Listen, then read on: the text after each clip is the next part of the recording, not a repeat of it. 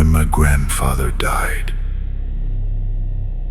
Our family gathered for the traditional 13th day ritual. For 13 days, prayers were offered for his journey beyond this world. But on the final night, one last duty remained. Near midnight, 4 of us carried food through dark fields toward an abandoned well on the edge of the village. It was the night of a new moon. No moonlight, no wind, no insects, no sound. Only an endless darkness that seemed to swallow everything around us. The elders believed that a soul lingered for 13 days before moving on. The offering was said to be its final meal. When we reached the old well, we carefully placed the food beside the stone wall. For a moment, everything was still. Then my uncle turned to us. His face was serious, his voice low, and he gave us one warning. Whatever happens, do not look back. None of us asked why. We simply nodded. Then we turned and began the long walk home. For several seconds there was nothing.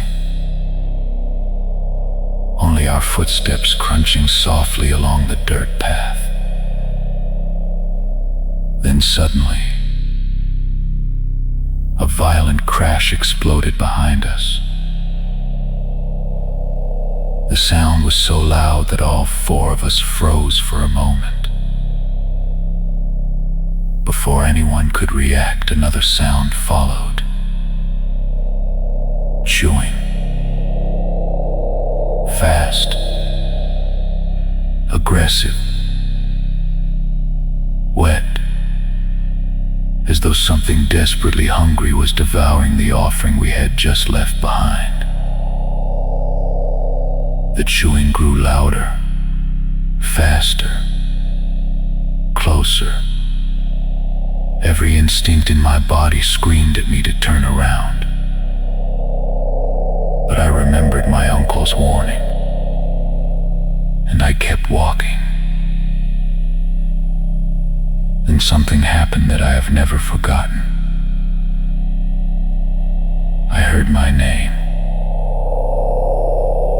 Softly,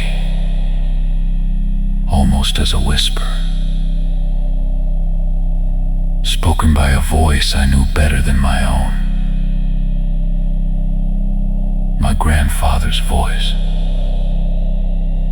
The voice of a man who had been buried 13 days earlier. It came from directly behind me, close enough to feel.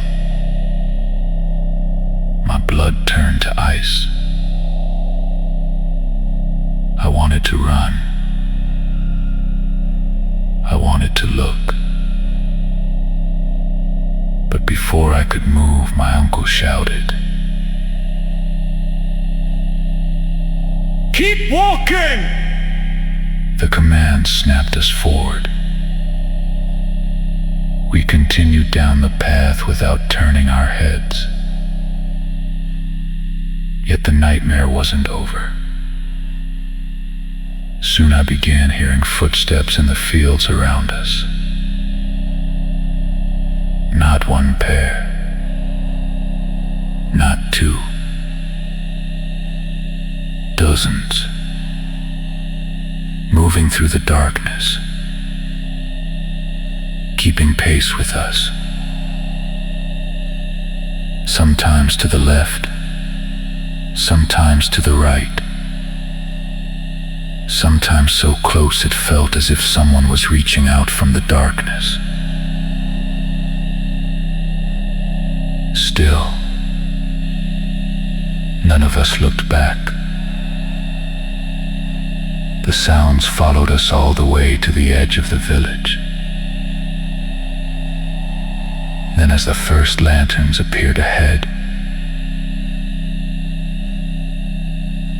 everything stopped. The chewing, the whispers, the footsteps, all of it vanished. Years passed.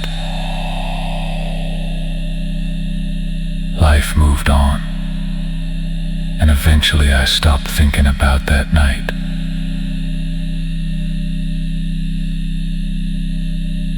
Until one evening my uncle confessed something.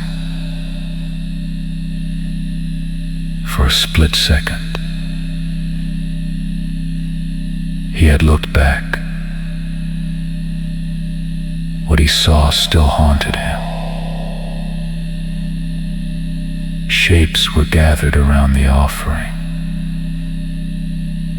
silent, motionless, watching, waiting, not animals,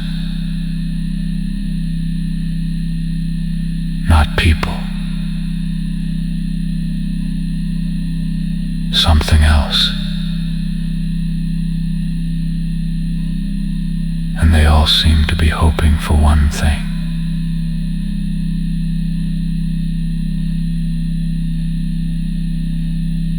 that one of us would turn around.